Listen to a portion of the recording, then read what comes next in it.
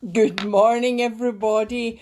Oh, it's Thursday, the 14th of May, 2020, and we're on number 42. I can't believe this, and that's without doing like Saturdays and Sundays. It's called Tantrum Thursday. Now, it's been a roller coaster for me between yesterday and today, and it's probably very apt that we're calling it Tantrum Thursday because I really wanted to throw my laptop out the window yesterday. The internet is slow, it doesn't seem to be working. As soon as I'm trying to reply to somebody very important, it just cuts off, says you've got no internet, and it's infuriating. And it's kind of these things, it's the straw that breaks the camel's back, and you find yourself like just kind of in a rage.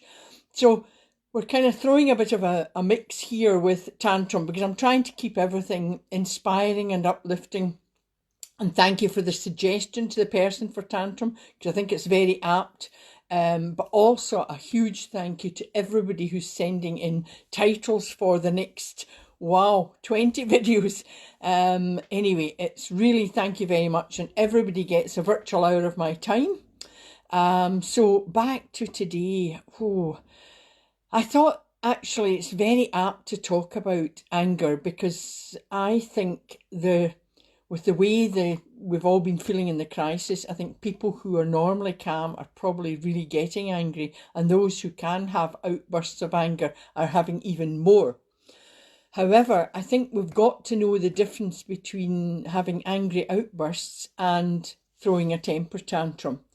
There is a difference, there's a huge difference, and I think it's even the calmest of people maybe are having angry outbursts. I'm not so sure they're maybe flying into extreme rages. Remember, we may all be in the same storm, but we are all in very different boats. You have no idea what is going on in other people's houses. So never judge, you just don't know what's going on. You can only be looking at yourself and what's going on in your life. Now, it's an extremely serious and heavy topic, actually, this. But it's worthwhile knowing the difference. And we'll end sort of with a nice calming meditation, as always. But I think maybe just now we should just take a deep breath in through the nose, hold, and then out through the mouth. So that's kind of calmed us down. Now, quick outbursts of anger, I think, are okay. We need to let off steam. We need to let it all out. We need to clear the air. But it is not acceptable for an adult to have tantrums. Tantrums are extreme fits of anger, and they're very difficult, impossible to live with or work with. Now, when you hear the word tantrum, though, you tend to think of a child, because children maybe have tantrums, and whether usually it's because they're wanting something, something's not, they're desperate to have something, you're trying not to give in. It seems unreasonable in your eyes, but they might be feeling just low themselves. They don't know what's happening, and it's very, very difficult to deal with. But when it's an adult, it's just not acceptable. Of course, if it's a child, you get embarrassed. You're in the supermarket and they're throwing a tantrum, and of course, all you want to do is maybe appease the situation, so you give in then, and the children have these outbursts for many reasons, but it's usually when things don't go their way. But adults shouldn't have tantrums, whether in private or in public. But they have them, some of them have them because things are just not going their way. I would say that hopefully there's no adults like this, but in fact we just need to look across the pond, and I think we have someone there who throws his toys out the pram if things aren't going his way. But anyway, back to the difference. There's an exercise here you can do yourself. Take a moment to think about anger, either yours or someone else's. Maybe you're living with them or working with them. And do you see them, or do you think it's like moments of an outburst, just a quick outburst of anger that I had yesterday, wanting to throw the laptop out the pram, out the window, sorry, or my hair's getting in my eyes, or is it something much more extreme? You see, having these short outbursts of anger, there is a natural emotion, and I think many people are going through that just now. And it's understandable and even acceptable under the circumstances, I think, just now. But do you know someone or yourself that flies into a rage? You're screaming, you're shouting, you're out of control. You kind of really don't even know what's going on. You might even be violent, kicking walls, hitting your head against a wall. I mean, horrendous things. And worse still, that violence could maybe turn to you, which is extreme anger. It is a tantrum, and they just can't cope with their negative emotions. It may sound as if it might be okay, but actually they're doing all of these things as an adult to manipulate you. And of course, as an adult type tantrum, it's not always flying into a rage. Some of the quiet ones, like the silent treatment, that's as bad as like flying into a rage. They're giving you the cold shoulder. It's this going into a huff. They're going into a mood. It could be for hours. It could be days. I mean, I had some people I know that seem to live with somebody that, gave them the cold shoulder for even months. And it's just, that's emotional manipulation. It's not anything other than that. They're manipulating you. And sometimes the silent treatment's worse, because you start thinking, I wonder what did I do something wrong? Was it me? And you start sort of asking questions and even sort of saying to them, oh, I'm sorry, it's me, and you're apologising. If you've experienced this, you will know how effective a manipulation this is. And of course, you might even feel guilty that you've caused something. All you want to do is calm the situation down. You want to bring things back to normal. And that's difficult to do because, they're just not open to this. And you continue to wonder, was it me? And you want to keep the peace.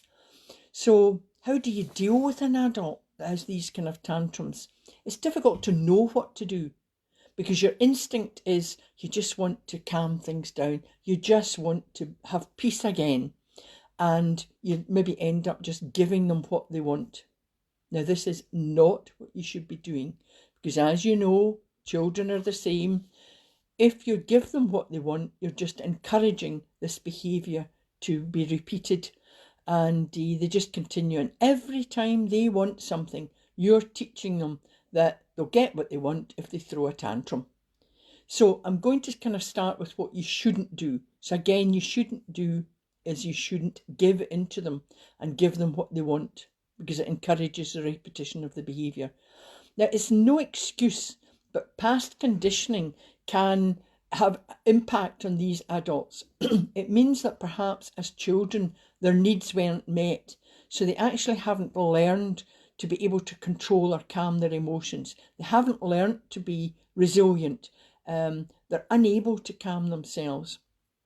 They've always had what they want when they want it by throwing a tantrum, and therefore they continue to do this as adults, and they don't know any other way. But it's no excuse. As a child, yes, you may have had tantrums, many do, and this is usually when your needs aren't met.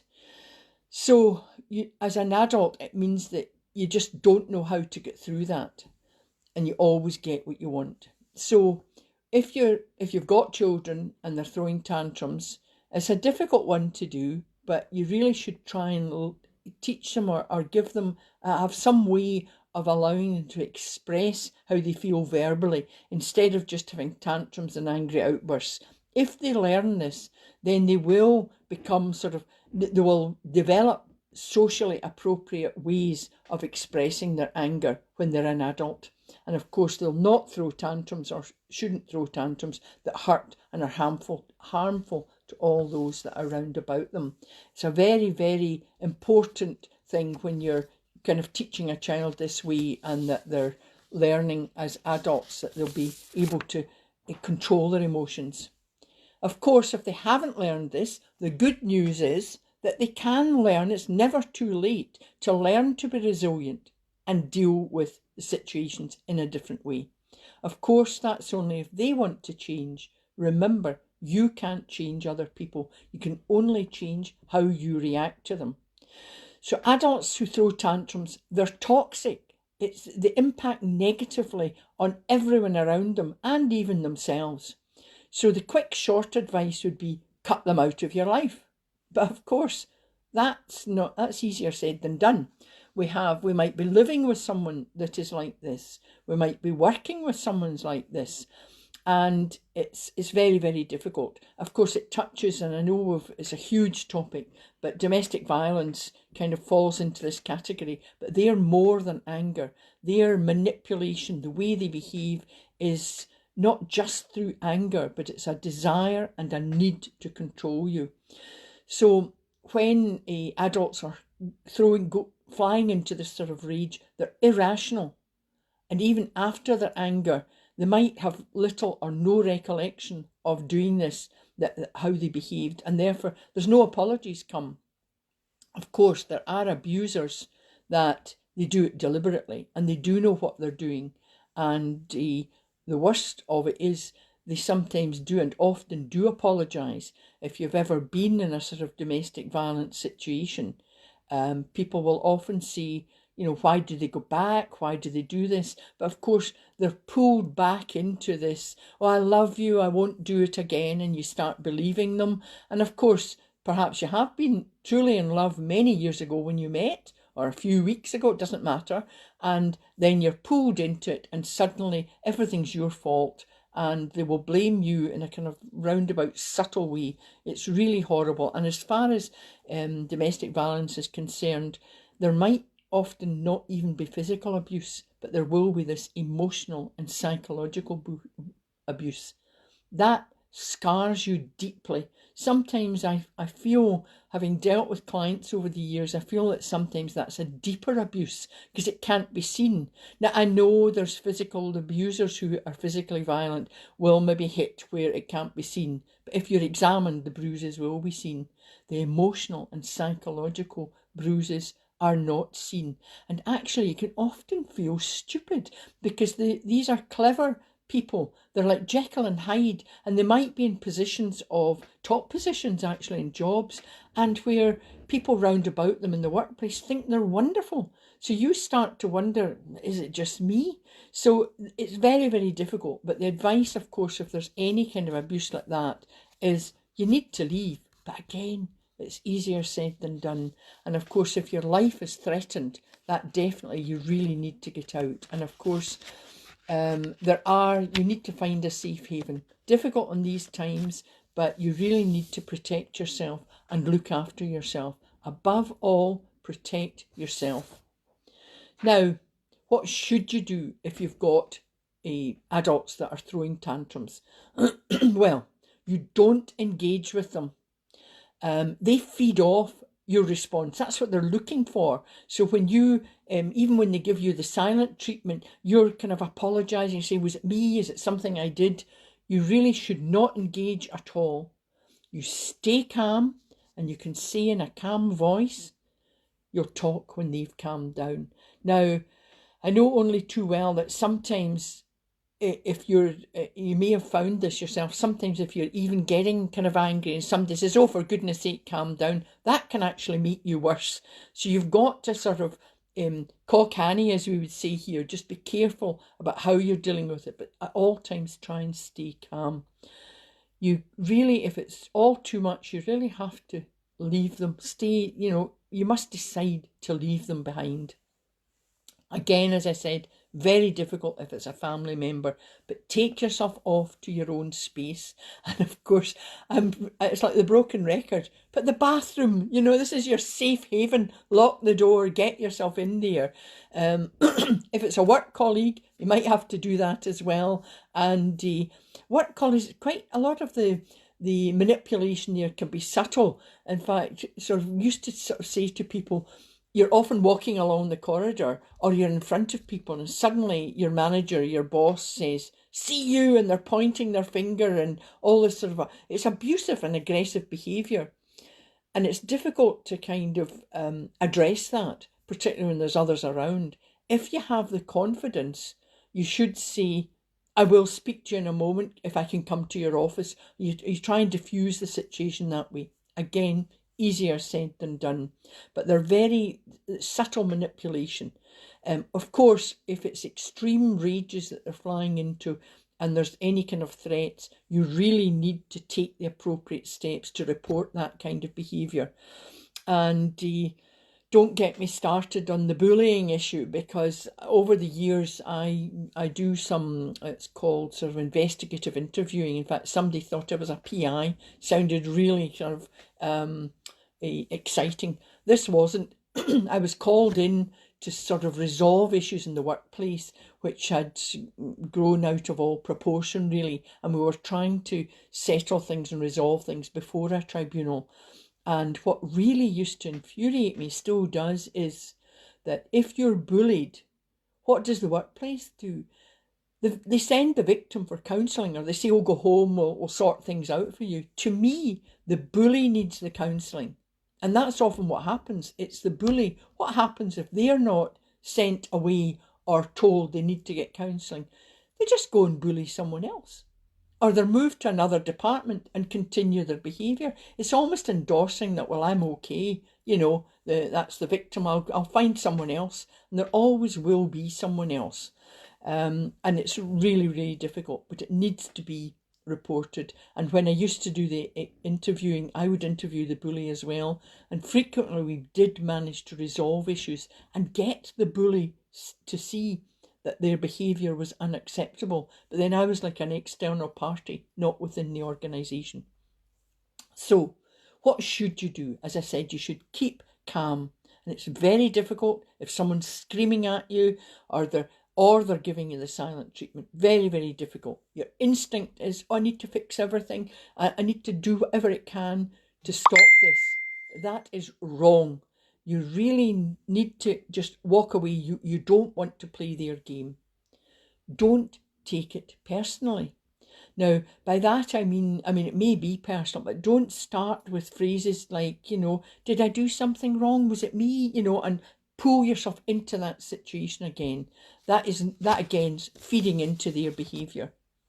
Now, depending on the situation, obviously, but you can empathise and try to understand what's going on. If there's no violence or there's no threat of violence, you can maybe empathise. In the workplace or at home, you could, it's difficult because their behaviour is unacceptable, but you can say things like, I understand, you're getting upset. What is it you're getting upset over? Because adults who throw these tantrums, they feel they're being ignored. They feel they're not being loved. And of course, when they're being ignored, it kind of, they're throwing this tantrum to get attention. Now, sometimes the empathising and the understanding will diffuse the situation. It can give an opening for discussion, but not at that time. You really need to know when to discuss things. And of course, there might be no time that appears. It can be really difficult, but always speak in a calm, level tone. If it's not working, remove yourself. It's all you can do. Now, there are times, as I say, when this just doesn't work, and it can even lead to worse tantrums. So you need to walk away. Give them and you time and space. And of course, if you've been following my videos and you're doing my ABC, you know what to do. You take yourself off to somewhere quiet, the bathroom, lock yourself in, and get out of the house if you can, and take a deep breath. And a couple of deep breaths calms you down, and just wait. Now, when the time is right, if you're able to do this, you need to set guidelines for this kind of behaviour. You stay calm, and only if you feel the other person is calm and open to discussing their behaviour, you should establish what is acceptable, and then this can and will lead to a healthier relationship, whether at home or the workplace. But as I often say to people when I do quite a lot of sort of training on like negotiation, now negotiation or talking, when two people talk, it can only be helpful if both adults are sensible and rational. If you've got one that isn't, It's like talking to a brick wall. It's like, as they say, if somebody's drunk or somebody's abusing other substances, there's no point in speaking to them. You think there is? I've had clients where I'm not really sure whether they have been drinking or not. And of course, we're trying to have a sensible conversation. And into sort of the conversation, I think they're actually not with this at all. And, you know, you have to stop there and just say, look, we'll discuss this at another time. So associating tantrums with children, yes, but with the outbursts that they have, I think we tend not to call it. If you can recognise the adult who's having this extreme angry moment, if you can recognise it as a tantrum, the sad thing is we tend to associate tantrums with a child, and you tell yourselves, oh, these adults, they're just being angry or they're letting off steam. But if their behaviour impacts on you or those around you, or everybody around them, it must be addressed. They should not be allowed to get away with these angry outbursts. So we should realise, as well as adults, that we're not always going to get what we want. We're not always going to be able to say what they want to hear. So as an adult, you've got to realise that you do not have complete control over the people's actions, much as you might want it. So as an adult, you've got to be able to you've got to learn to control your own emotions. And this will lead to much healthier relationships, whether, as I say, at home or at work. If you're living or working, particularly maybe working with someone who's frequent angry bursts, it will impact on your well-being. So you've got to keep yourself safe. And when you know they're going to have a tantrum, you need to identify maybe patterns and then remove yourself from that. And don't blame yourself. In fact, it may be your fault, but you can't get into any kind of negotiation or discussion with somebody who's flying off the rage or giving you the cold shoulder. And the adults who have these kind of tantrums, they will have little or no regard for your feelings or anyone else round about them. They're only concerned about themselves. And it's narcissistic behaviour, and they have no empathy for others, and they totally focus on their own needs. Very, very damaging, actually damaging to them, but they kind of don't see it. They've maybe always had their own way. So you've got to watch out for these kind of signs of extreme anger. And I see people have been watching, and that's fabulous, thank you. And I think this is very relevant. And I think that it's just such difficult times, and I don't believe that we're out of this yet. Sadly, I'm hearing today that there's actually closer to home, not to me, but to people, colleagues that I work with, or I discuss virtual meetings with, they are experiencing people close to them now coming down with the coronavirus. So I don't think it's by any means over. And we're all getting frustrated, confused, angry. It's uncertain, and it will raise a lot of negative emotions in people. Of course, people who have maybe ADHD and bipolar and personality disorders, that's a different thing. They will hopefully, if they have found a way to seek help, they'll have been diagnosed with this and will be getting help for this. But any type of extreme anger needs to be addressed. And when the adult is the one who's flying into the rage, they're the ones who need to seek help. In a working situation, as I said, you really need to address the whole situation, or it affects you. Ignoring the anger might be temporary, but it doesn't resolve the situation. So, and if you just continue to ignore it, they think their behaviour is acceptable. So in this crisis situation, very difficult, we should try to remain calm. It's just, I feel as if I'm always saying to remain calm, but I know it's difficult, and that's the problem. So hopefully my short bursts of the ABC techniques can calm you down. And the exercise I want you to do is, in your own time and space, maybe take a moment to consider your own anger. And if you are prone to tantrums, are prone to going into these extreme rages, maybe try and find out why. Do you sometimes feel out of control? Because if so, reflect on what causes these things. And remember, we've said over the videos, we've said writing things down, reflecting on your thoughts and feelings. It does help. It helps you to see, is there a pattern to your behaviour? And that's just something that can help you address your own self.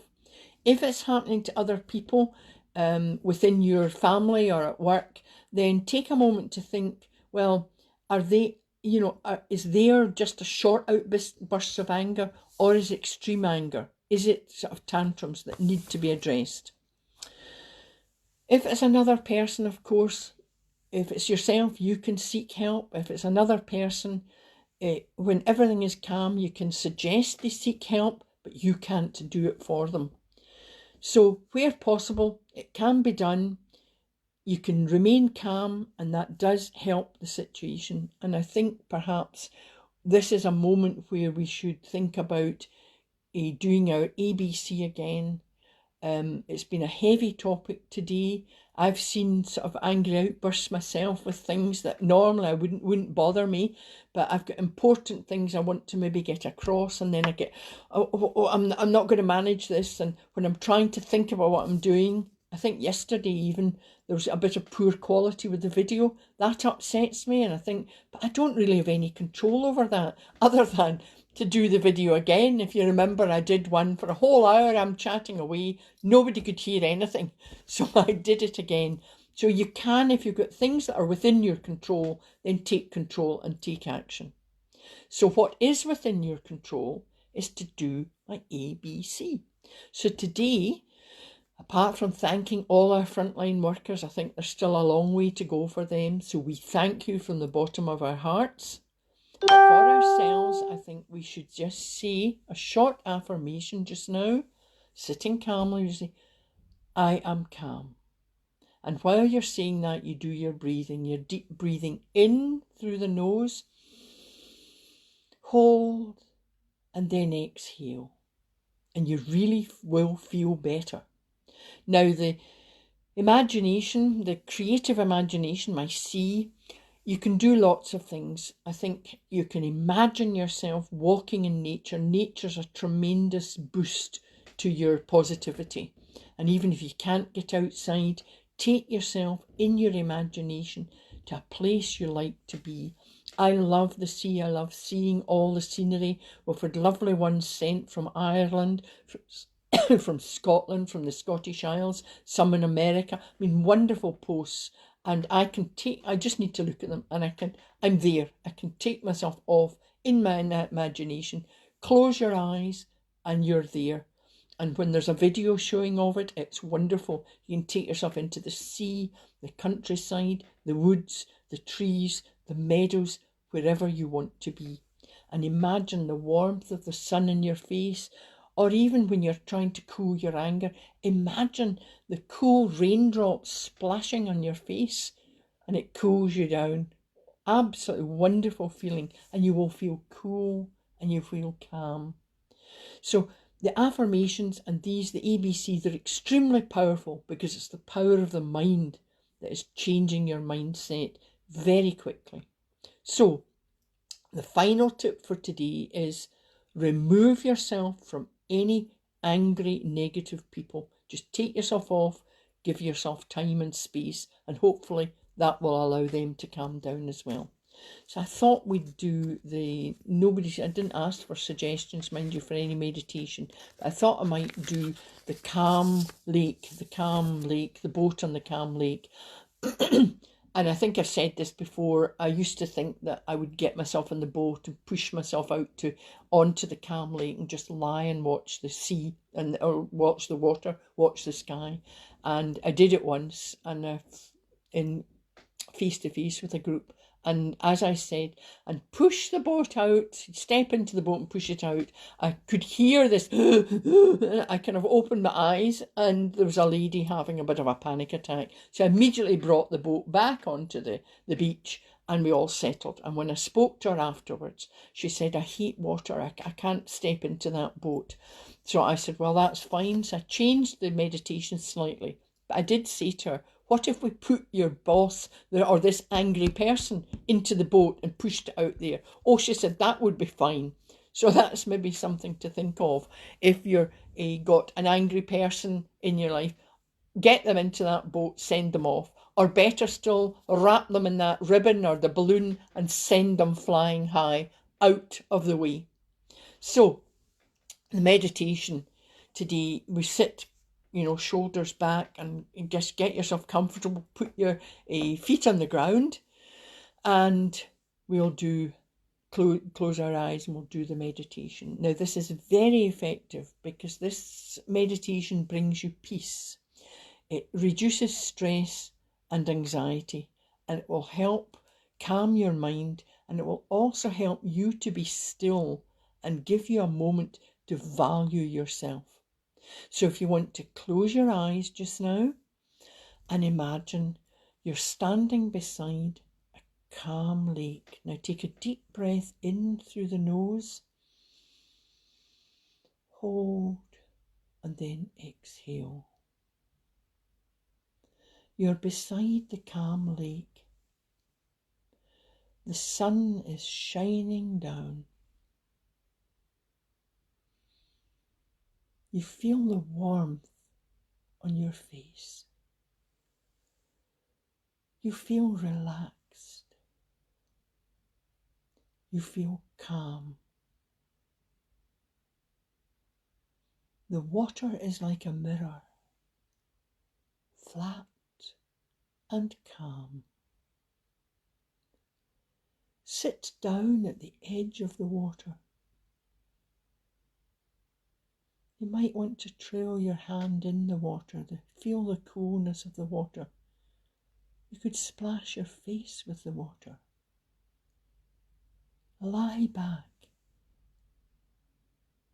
and take a deep breath in through the nose.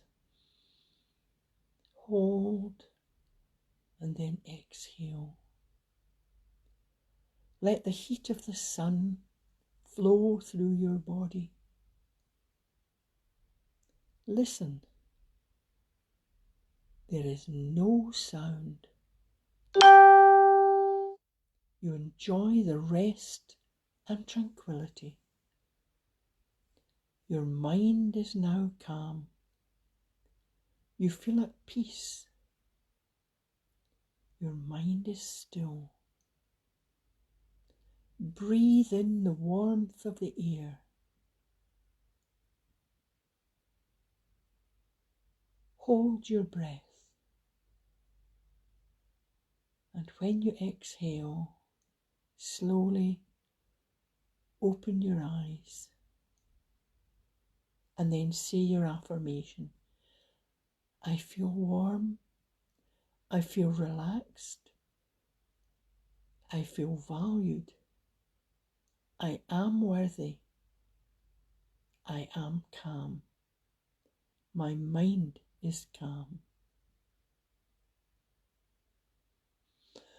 And you can take a deep breath in and then out and then shrug the shoulders and stretch or yawn, just whatever, just to relax you again. I hope that has helped. But if you ever feel yourself that anger rising, you can do your quick deep breaths, count to 10, 3 deep breaths, and then just close your eyes for a minute and just say, I am calm. Now, it's been a heavy topic today.